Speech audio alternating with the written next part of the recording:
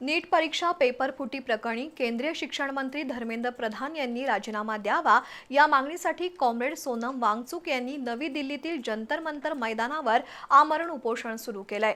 त्यांच्या उपोषणाला कोल्हापुरातून इंडिया आघाडीने पाठिंबा जाहीर केलाय। त्यासाठी नर्सरी बागेतील राजर्षी छत्रपती शाहू समाधीस्थळी कार्यकर्त्यांनी आज धरणं आंदोलन केलं। नीट परीक्षेचा पेपर फुटल्यानं ही परीक्षा रद्द करण्यात आली आणि देशभरातील सुमारे 23 लाख विद्यार्थ्यांचं नुकसान झालं। या पेपर फुटीची नैतिक जबाबदारी स्वीकारून केंद्रीय शिक्षण मंत्री धर्मेंद्र प्रधान यांनी राजीनामा द्यावा या मागणीसाठी कॉम्रेड सोनम वांगचुक यांनी नवी दिल्लीतील जंतर मंतर मैदानावर आमरण उपोषण सुरू केलंय। त्यांच्या उपोषणाला कोल्हापुरातील इंडिया आघाडीनं आज पाठिंबा जाहीर केलाय। त्यासाठी नर्सरी बागेतील राजर्षी छत्रपती शाहू समाधीस्थळी कार्यकर्त्यांनी धरणं आंदोलन केलं। कार्यकर्त्यांनी केंद्र सरकारच्या विरोधात घोषणा देत कॉम्रेड सोनम वांगचुक यांच्या पाठीशी इंडिया आघाडी असल्याची ग्वाही दिली।